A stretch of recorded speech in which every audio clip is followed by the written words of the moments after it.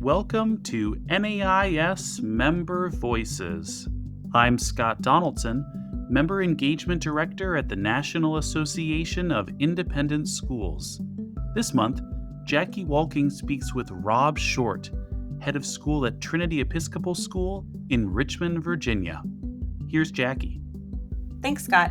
Today I'll be speaking with Rob Short, Head of School at Trinity Episcopal School in Richmond, Virginia. Rob, welcome to Member Voices. Thanks for having me on. I'm very excited to be here. Yeah, wonderful. So, the main focus of our conversation today will be on AI and education and kind of the innovation that comes along with that from both the strategic lens and how it's really impacted teaching and learning at your school. So, I was wondering, given that, can you give us a little context around Trinity Episcopal School and how you've really approached this topic? Sure, just a little context around the school itself so everyone gets a feel for who we are.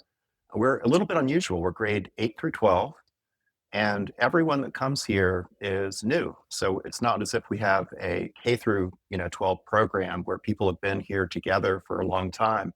Our motto is discover your path, and it's really amazing just to see how we all come together from different corners of the city, 40 zip codes, 80 feeder schools. And you have that kind of social contract of everybody is an explorer. Everyone is looking for what their path is going to be. And we offer a broad range of things. And getting ahead of myself just a little bit more recently, we've tried to put innovation at the center of it all in every single curricular corner. And we're really seeing some wonderful things happening with young people as a result.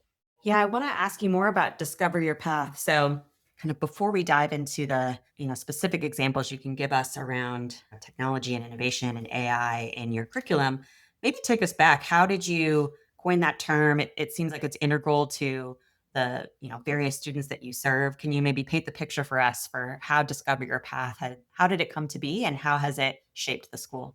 One of the most memorable moments of my entire career was how we did that.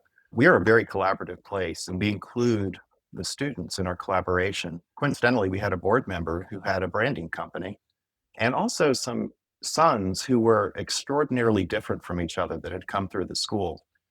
As we went through our interviews with alums, with teachers, with parents, and definitely the students, when we came to the end of it and he revealed the kinds of words that we were using in describing, our affinity for the school and our love of the school. Discover Your Path came out of that, where we just have so many different areas that we celebrate. Music is co-curricular, arts are co-curricular. What we can learn from every avenue of curricular space, inside and outside the classrooms, even clubs, is celebrated here. And that makes us very broad in our approach towards what's going to resonate with young people.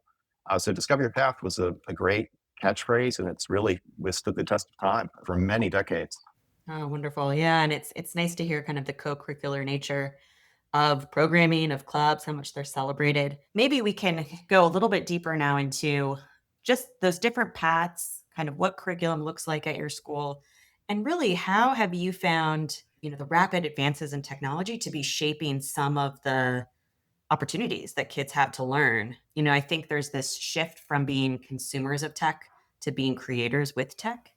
And so, how do you really manage that relationship between how kids are learning in the disciplines and interdisciplinary, but also with tech now as that creative partner?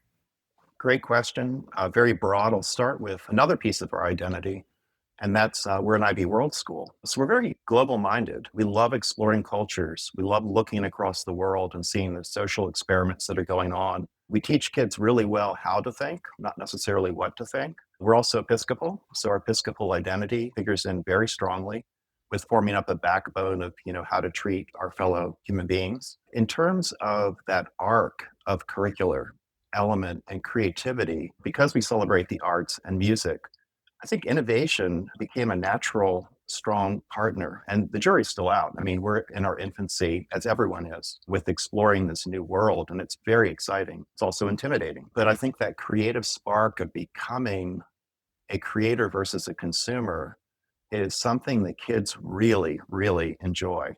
They are playful with knowledge, and we want them to be playful with knowledge. We don't want knowledge to be a march, towards something or a grind, something that's abstract.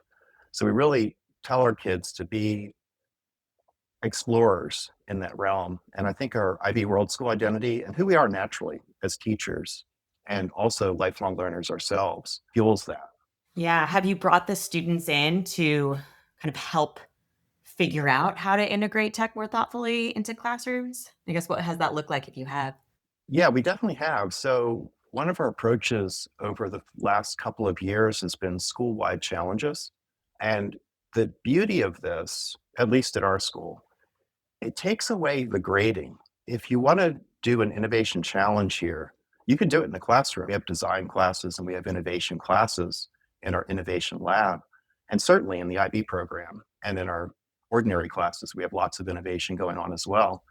But if you just want to dabble in something, you can dabble in it. And we make them challenges that are not the traditional innovation that I think the ordinary person thinks of. I mean, most of us think of the phones in our pocket or video games or the latest race to space. It's not all about technology. So we have our students inventing new words in campus-wide challenges. How will the English language change?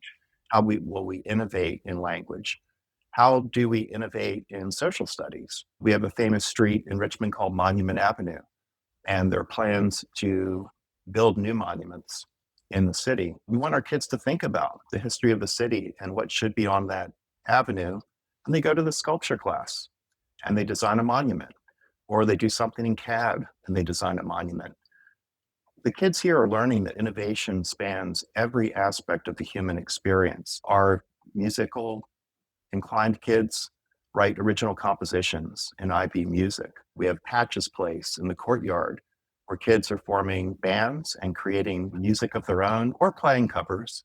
But the creative aspects are everywhere. And I think once it becomes part of your everyday experience, then you yourself have a better opportunity to become a creator and innovate, design, dream, build, and hopefully make the world a better place.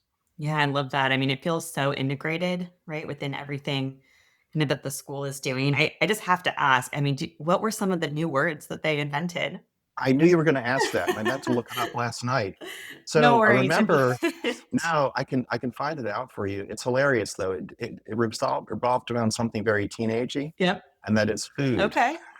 So it was a word that describes something so delicious that you have no words for it. But they came up with the word, and I meant to look it up this morning, and I did not. So I knew you were going to ask that. It's just so interesting. Like you said, it's not just about the technology. I think it's just how are we thinking about the world in different ways, right? Particularly when we have that kind of human-centered element to it. How are we kind of empathizing with different people and different cultures and finding out new ways to solve problems? And so I think the inventing of new words is like a really unique way to approach that. And I want to go more in detail on your innovation lab. So you mentioned it earlier. I know you do like a discovery innovation series. I mean, how integrated is that? Can you tell us a little bit about how does it work with the overall schedule and how often are kids having the opportunity to engage in the lab and the kind of projects that they're working on? Great questions. So I'll go along a couple of different tiers here. We have built into our school day a period called discovery period.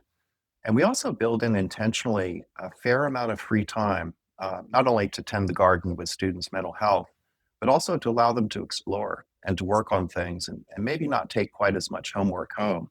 So if you can picture, actually, it's coming up right now. Discovery period is coming up. Students can go to club meetings. They could go to the innovation lab and do something fun. They could go down and play guitar with each other. They could sit outside on a picnic table and socialize. There's a lot of different things that they can do during discovery, but part of innovation is during that period. So you don't have to have it in your schedule. And that's beyond the school-wide challenges. In addition, looking at a second tier, I'm really fortunate to be with such wonderful colleagues. We have what I would call, a spreadsheet that is a work of art, where we have looked at outcomes that we desire from this and created the skills that we want each of the grade levels to have. It's not in the student's face, it's not something, oh, I have to get to this marker or that marker.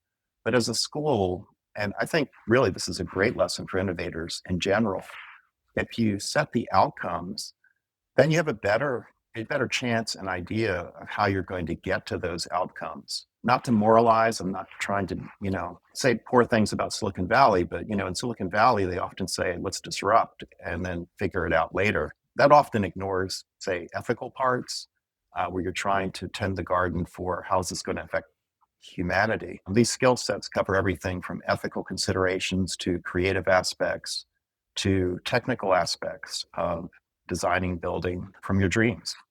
So those are two areas. And then I would say also in our regular curriculum, we really encourage students to create things, and it's pretty effective in most classes. In other classes, it can be, more you just have to learn it for this unit, but we try to build it into everything we do. Yeah, I mean, just the element of choice there, I imagine, with that discovery period allowing for so much flexibility, you've probably seen, I don't know, more engagement amongst students, or, I mean, it sounds like you've got skills and outcomes that you're looking for, but I wonder too, how has it impacted maybe mental wellness or overall engagement at the school? We're navigating a really uncertain world. And I think as we prepare students for that uncertainty, the more practice they can get with that, the better. And so I wonder, not only having choices and being able to figure out on your own what problems you want to solve and where you want to, exert your time and effort and what you're interested in, like that period alone, and probably a lot of the curriculum across your school has this opportunity. But I'm just curious, are you also seeing outcomes around engagement, around navigating uncertainty, reduced anxiety, overall wellness? Like, have you seen some of those things happen at your school? Yeah, it's a question of our era, isn't it? The uncertainty and how you give kids a locus of control so that they can navigate those waters. And the next thing that's uncertain maybe isn't so scary. I've got to be honest with you. I think in these high variable systems, of which, education certainly is one, very difficult to measure that. We have lots of anxious kids. I think it's an anxiety provoking world whenever you go through these incredible shifts that we're seeing right now. So I would say we're less good at measuring it, but I would say our aim has a lot of logic behind it. If the student is in control to a degree and sees how they can navigate an uncertain landscape through the tools that they've learned here, it's not so scary when they leave here and go to university and go beyond to a business. And the business saying, what in the world do we do next to stay afloat? They can think back to, well, here's how we approached it at Trinity. Here's how we approached it at university. I think it's a really important question, though. And I would say we have not nailed that yet with measurements. There's probably some tools out there. Right now, we just have anecdotal evidence that it's working to a degree. Yeah, yeah, it's certainly hard to capture that picture because it is, everything's rapidly changing, like we've mentioned before. And I want to talk about that as well. Earlier, you said the jury's still out, I think, on this kind of tech integration into all of our schools. And so we've talked a lot about students who I think are really resilient and able to change quickly. I wonder what it's been like from the faculty and staff perspective and how you move adults who maybe didn't learn this way, right? Or didn't have a school schedule or curriculum or environment that looked like the kind of environments we're building for students today. Like, how have you managed that change? Has it been an issue, or where did you see any roadblocks if you did? Or if not, kind of how did you cultivate that sense of possibility among faculty and staff, kind of teaching in a really new way potentially, or a way that's just changing given so much of the advancements around technology and how we integrate that into our curriculum? Yeah, great question. I'm glad you asked it. And I'll be very direct with this one. I think that in every case, our superpowers are often our Achilles heel. And we are nurturers as teachers. And I don't mean just us. I mean every teacher on the planet is a nurturer if they love the job and stick with it. It's a life of meaning and purpose. But one piece that is always an obstacle is you never want to experiment with your kids. You know that what you did last year, the year before was successful. You really care about the students in your classroom. And there is a pretty big hurdle for trying something new on a large scale. Our approach in this has been a little bit varied. So we're not pressing aggressively with have tos. We're welcoming people in and allowing people that have the desire to try a few new things in their classroom, then to communicate back to the other teachers, almost like a learning circle in our late start Mondays where we gather together as a full faculty and discuss the week ahead or the months ahead. So we're looking at that to be effective. We're not pushing too hard, though. We're not a school, and I think most schools are like this. They're a little bit slow to adopt. We're not a school that just charges ahead and figures things out later. But I will say this, I think the foundational nature of how we teach is going to change pretty dramatically. And I think independent schools are very, very well positioned to be pretty nimble and to take advantage of those changes. I think our partners in public school might struggle a bit more because it's just a larger system and harder to turn. I would say also our biggest obstacle was getting people used to thinking of innovation in every area versus just in tech. And we've passed that hurdle, which is great. And then people see people dabbling or kids dabbling in the innovation lab and cross campus challenges. And it does lighten the load for each teacher to adopt new experiments. Yeah, where have you seen staff be most enthusiastic about innovation? I think it's varied. I'll give you just a couple of anecdotes. So our world language department French teacher was talking to me about how valuable it's been in her classroom to develop dialogues that are unique to each student. We can develop dialogues that resonate with areas of interest in a student now at very rapid rates that test the same basic skills. And because you have different content with them, the student's saying, yeah, I'm interested in learning this versus, oh, I don't really want to learn about, you know, French cafe world. I want to talk about French sports or soccer or something like that. And just being able to have that instant feedback too of how you're conjugating a verb correctly or incorrectly, and being able to type it in and then say, oh, that's how you use the adverbs correctly, or that's how you use an adjective in French, and it's a bit different than English. Instantaneous feedback for all learners, keeping them in that optimal learning zone is important. We only have about 14-to-1 student teacher ratio. It's probably about where most independent schools are.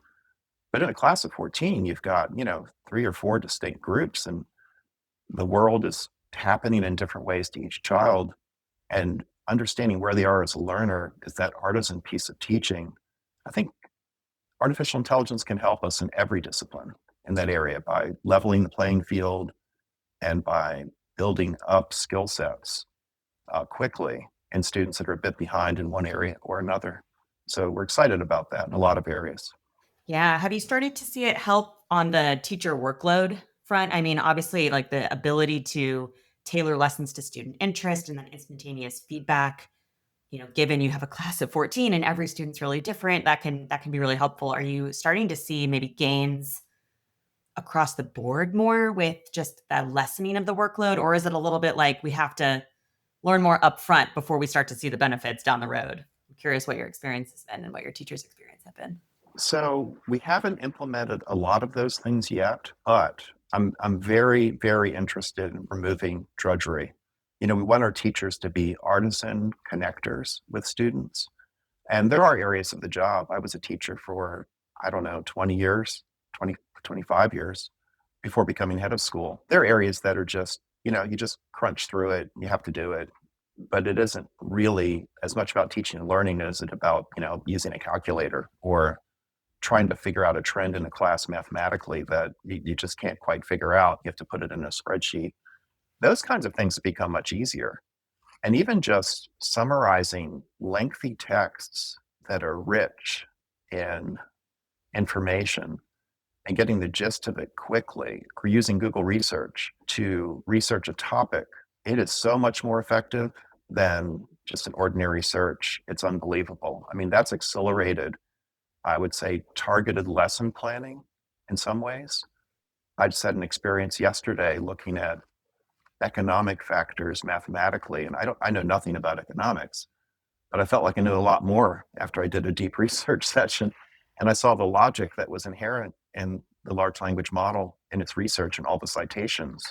I think that it's a really amazing world that's opening up for removing some of the more, I keep calling it drudgery, just the mechanical elements of teaching, and I'm excited about that. Absolutely. As former teachers, right? We, I think, can see the promise there. And that's exciting that you're already starting to see some gains. I'm curious if if you've seen any pushback or heard any pushback from families, often, and similar to the teacher question, I think because all of us as adults maybe didn't learn this way, it can be uncertain and scary to move from a traditional curriculum to a really innovative curriculum or innovative learning model. Have you had any pushback from families or parents, or what has that dynamic been like? Yeah, it's a great question. Now I'm going to not sleep at night. No, we haven't had any pushback. Wonderful. I would say, we're a school that values the person to person at a very high level. So when a parent walks on campus and they see kids at picnic tables and they see kids playing guitar at lunch and they see kids out foraging in the woods, identifying plants, they're not as worried. And also, the other thing that works for us is I'd say about a quarter of our school is in the outdoor program. So I think they trust us more with our balance of technology. But I hadn't really thought about that. It's an interesting question. Certainly one we'll have to figure out as educators. I'm glad that you haven't had to think about it. It's just a question that I always keep for these types of conversations because every school is different, every community is different, and sometimes you see pushback and sometimes you don't. And I think, like you've mentioned, that discover your path has been a part of the school for a very long time. So maybe it's part of the kind of innovation is just part of the integral nature of the school. So I want to talk about that a little more too, switching gears a bit to just strategic planning. So, what's been the process of strategic planning for your school as again we're in a world that is rapidly changing, particularly from the technical side. How has that impacted the process of strategic planning for your school? I know as one of your elements, the kind of ever onward element, it's navigating complexity for the school. That's one of the pillars in your strategic plan.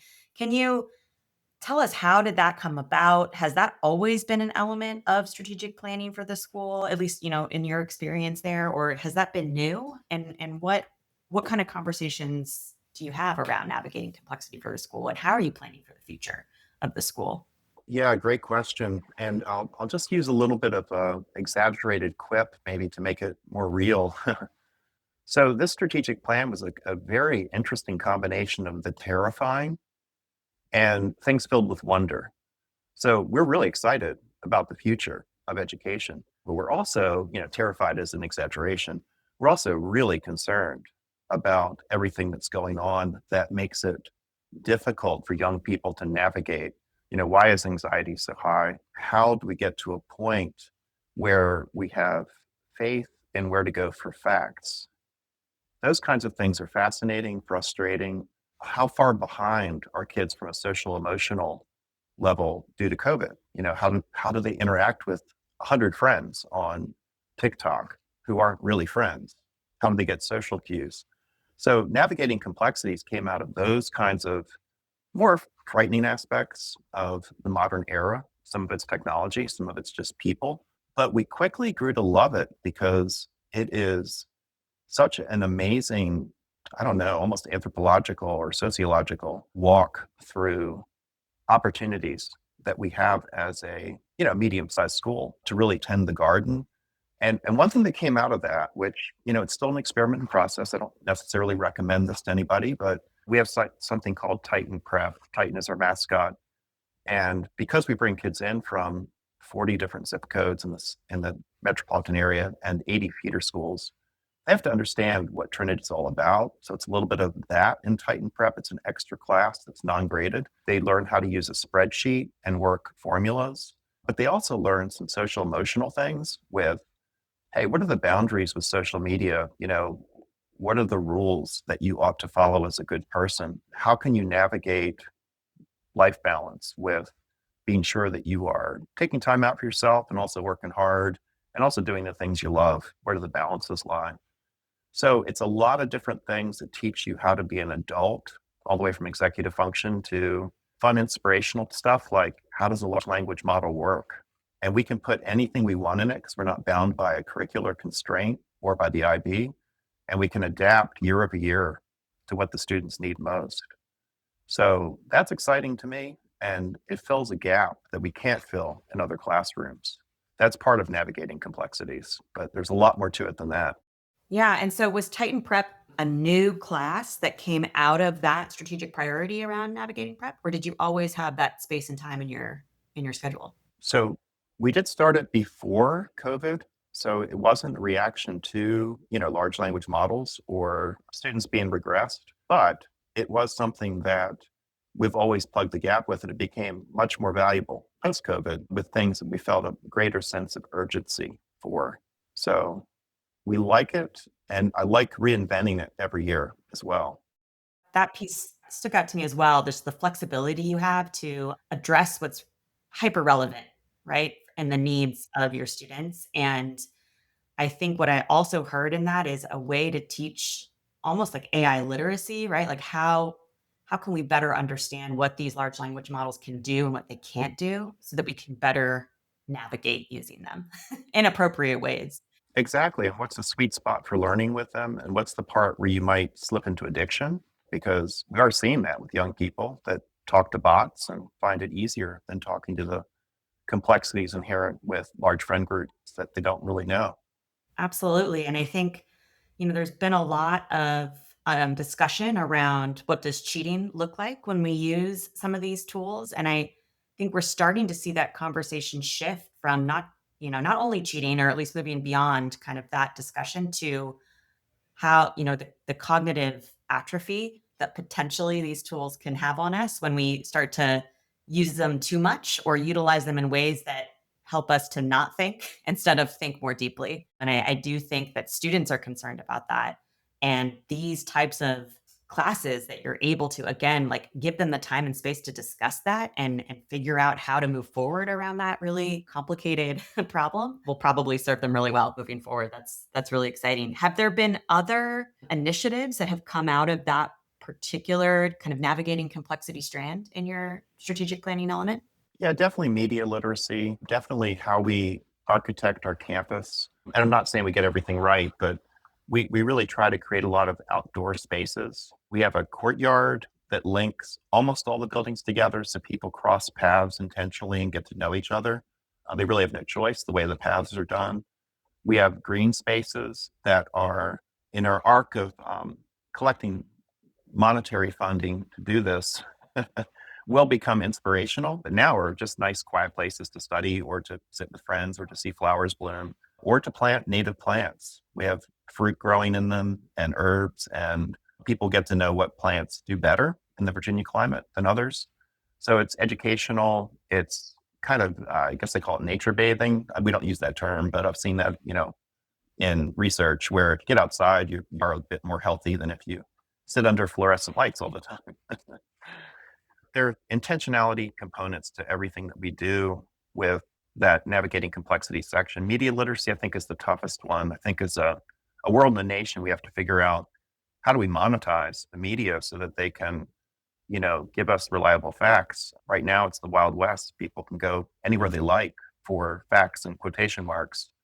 And as a world, we can't really agree upon, what's actually happened too much of the time unless we do deep reading. So it's frustrating. Yep. And the kind of algorithms that learn us know they kind of flatten the curve on what we experience. So then you're just caught in this echo chamber. So I was going to ask you kind of what keeps you up at night when it comes to this idea of the future of learning.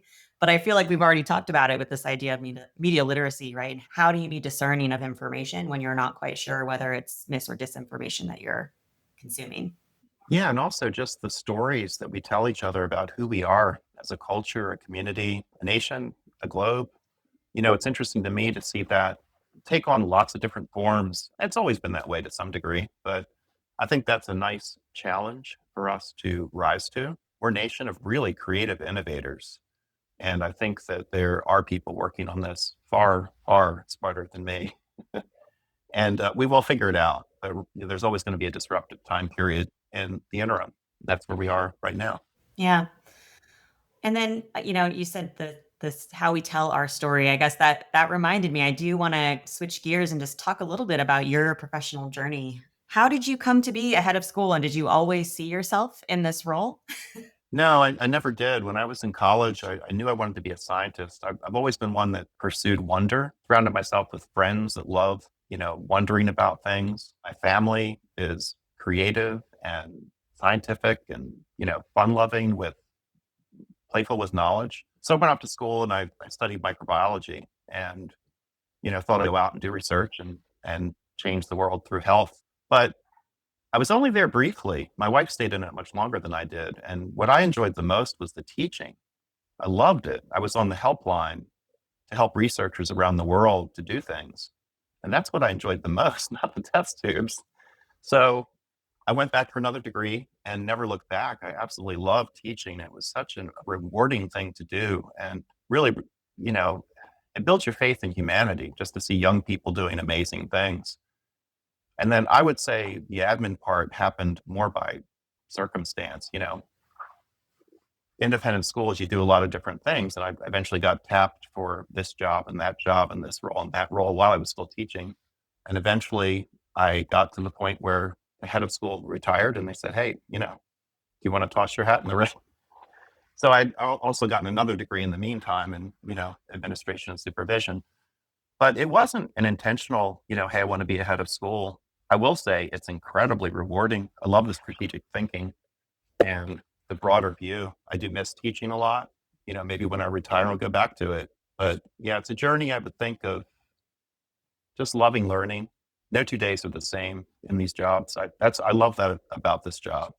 I can't say the same thing about the microbiology job, although I wasn't in it that long. So full disclosure. Yeah, the creativity, right, as a teacher and probably as a leader where different problems are being thrown at you all the time keeps you on your toes. It does. Yeah. And sometimes it's frustrating and frightening, but it's also really rewarding. So if there are any people out there listening saying, I might want to be a teacher one day, I strongly recommend it. Don't listen to the media. It's a great job.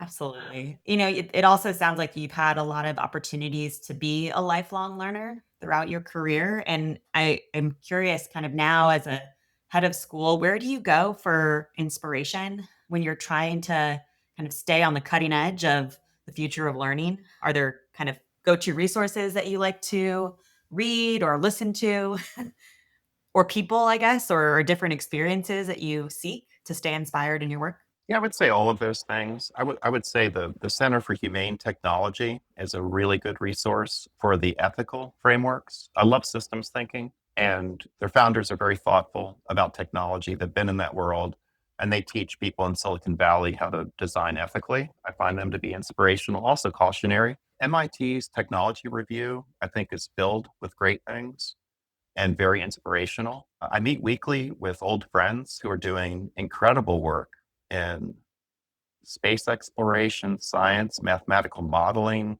writers, large computer systems.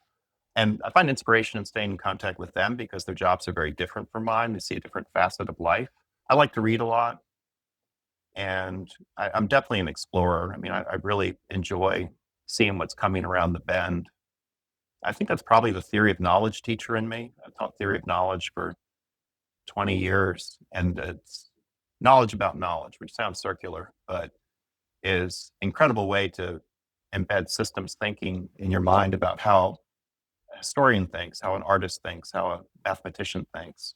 You get to know a little bit more about how knowledge is made, it's been a fascination point for me all my life. NIS is great too, by the way. I mean, your your articles are always something that I've been wondering about. I mean, the pulse on independent schools, and I think you put out a lot of very good material from talented writers and educators that helps to spark interest and keep people excited. Oh, I love to hear that. I'll have to shout out our independent school magazine team. Just a amazing set of editors that are, like you said, constantly reaching out to schools to figure out what's important and how do we best connect kind of the leaders doing this work with a broader network. Specific books that are on your bookshelf right now that you're reading? I mean, it sounds like you're reading lots of books all the time. Are there ones that you'd recommend that you've read recently? That's a really good question. Yeah, there are a few. I will say right now, I'm taking it down a notch and reading a spy novel, which has nothing to do with this conversation. And I'm trying to keep up with my French. So I'm reading some Jules Verne book, a Jules Verne book in French, which is really difficult because it's like 19th century French. I don't recommend that you try that, but it's pretty interesting. And then there is 21 Lessons for the 21st Century. I don't know if you're familiar with this writer, Yuval Noah Harari. very talented guy. I find a lot of really interesting things there. Well, I feel like it's certainly helpful, right, to have both the stories that prompt you to think about the future, but then also those outlets, right? That's just the creative outlets for other ways to experience joy, like you said, the spy novels and the learning French. Have you had, we always ask our guests this on the podcast, but any people or mentors that have really shaped your journey in a positive way to get to where you are as a head of school, or, just kind of your position in education? Yeah, I'll use the term mentor pretty broadly, but there's, I think, a common theme to it. I mean, my parents were always ones to say, "Hey, write a poem, write a short story, paint a picture, draw a picture, invent something." They were very good about that. My grandparents too. My elementary school teachers, just nurturing me and things like creative writing, even though I never went to study it. I mean, it's interesting to see the people along the path that teach you creativity in different ways. High school teachers that taught me analytical skills that I thought, wow, that unlocks some real secrets about how to figure things out. Mr. Potter in my seventh grade class, science class. And then later, friends that were just they are incredibly creative people that have gone off to do wonderful things that I still stay in touch with and get inspiration from. And college professors too, that taught me things that were just very wow moments. Fortunately, I just had a lot of great teachers along the way. And then, of course, great people here at Trinity who inspire me every day. People are amazing, and we do lift each other up. And I think that sense of community is more important than ever. We do the same for the kids, and it's really neat. But yeah, it's varied for me with mentors, I would say. Yeah, it's so, it's interesting in these conversations where we talk a lot about technology. I mean, we less so in this conversation, I think, and which is really refreshing because there's just so many elements beyond technology that you talked about around innovating at your school. But when I think about conversations like this, where we are really trying to dig deeper on the implication of these rapidly changing technologies, how often the human connection comes up, right? And I love to kind of round out the conversations with how have mentors really shaped your journey, because we see the impact of just the people around us, right? And how important those relationships are. So just thank you so much for sharing your story. My final question for you, Rob, is what has been, and this is a doozy, what has been your greatest achievement so far, or what are you most proud of? Oh, that's actually a really timely question. It's almost like we planned this before. So when I was a very nervous candidate to become head of school, I really wanted to do something around innovation, and we did not have it here. We had it in informal ways. In just a couple of weeks, we break ground on an innovation center, which combines expansions to our photography lab. In addition to robotics, our team went to Worlds last year, innovation and design, an extra classroom. And my hope is that this beautiful patio we'll build out the back is going to have kids designing robots that water plants, and machine learning that looks for pests on leaves, a greenhouse, not in a greenhouse like a, hothouse, but a greenhouse that use green technology, wind power, and solar. So kids can see the limits and advantages of green technology. So, finally, after 10 years of being the head of school, I'm getting to a point where I'm seeing some tangible things that I hope will be spaces where kids can learn and grow and bond together and do some amazing things. So it's been really fun for me. And fingers crossed, the weather cooperates and construction goes as planned, and we'll be done in August or September. Oh, wonderful. Wow. Congratulations. That does sound amazing. I'm seeing the robots now watering the plants. What an amazing imagery you've painted for us, Rob. Thank you so much. It's been such a pleasure speaking with you today. Thank you so much. Enjoyed it. Thanks for listening to NAIS Member Voices. Next month, we'll return our focus to transitioning to headship, and we hope you'll join us. You can find some related NAIS resources from this episode by visiting nais.org/member voices. You can also keep an eye on that page for information about past and upcoming episodes. Please be sure to subscribe to Member Voices wherever you get your podcasts so that you don't miss an episode. And go back and listen to previous episodes you might have missed. If you have feedback for us, please leave us a review on your favorite podcast platform to let us know how we're doing.